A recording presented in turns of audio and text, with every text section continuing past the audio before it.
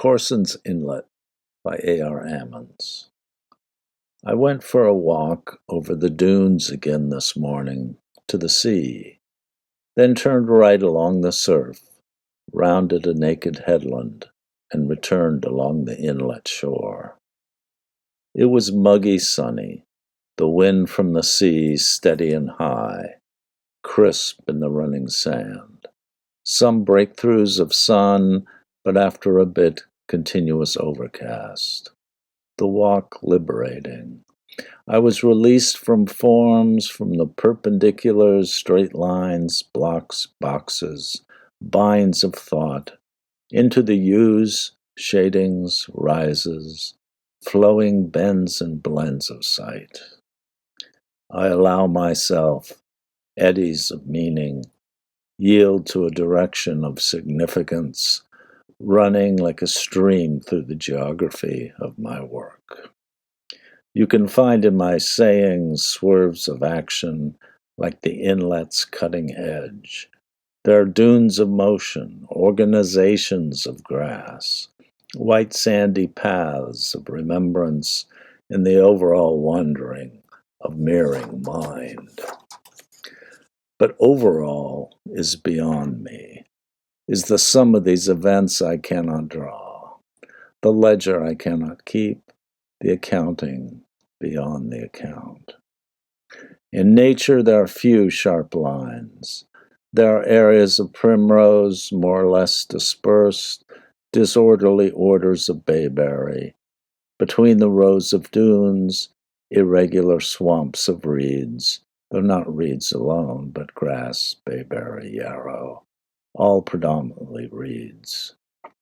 I've reached no conclusions, have erected no boundaries, shutting out and shutting in, separating inside from outside.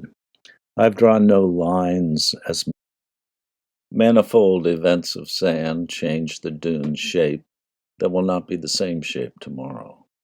So I'm willing to go along, to accept the becoming thought, to stake off no beginnings or ends, to establish no walls.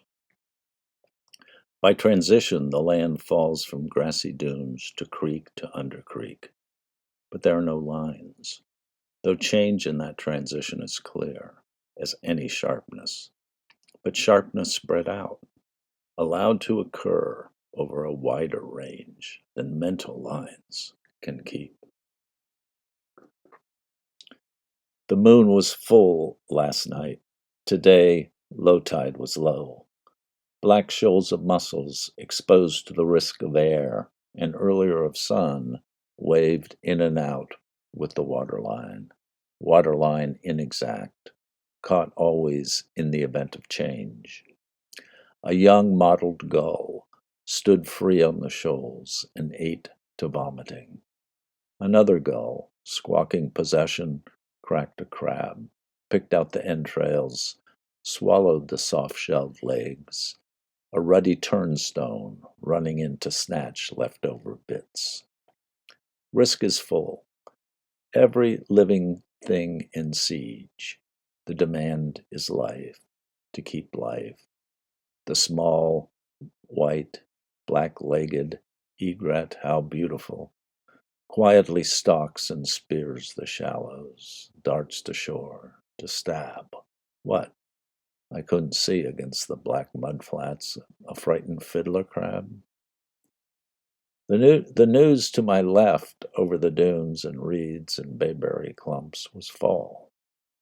Thousands of tree swallows gathering for flight, an order held in constant change, a congregation rich with entropy, nevertheless separable, noticeable as one event, not chaos. Preparations for flight from winter. Cheat, cheat, cheat, cheat. Wings rifling the green clumps, beaks at the bayberries. A perception full of wind, flight, curve, sound. The possibility of rule as the sum of rulelessness. The field of action with moving, incalculable center. In the smaller view, order tight with shape, blue tiny flowers on a leafless weed, carapace of crab, snail shell, pulsations of order in the bellies of minnows, orders swallowed, broken down, transferred through membranes to strengthen larger orders. But in the large view, no lines or changeless shapes, the working out together and against of millions of events. This so that I make no form of formlessness. Orders as summaries, as outcomes of actions override or in some way result, not predictably. Seeing me gain the top of a dune, the swallows could take flight. Some other fields of bayberry could enter fall, berryless. And there is serenity, no arranged terror, no forcing of image, plan, or thought, no propaganda, no humbling of reality to precept.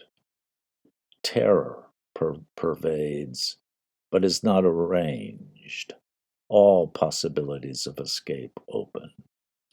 No route shut, except in the sudden loss of all roots.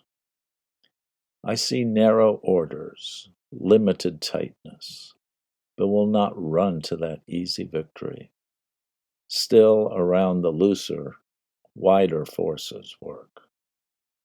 I will try to fasten into order enlarging grasps of disorder, widening scope, but enjoying the freedom that scope eludes my grasp, that there is no finality of vision, that I have perceived nothing completely, that tomorrow a new walk is a new walk.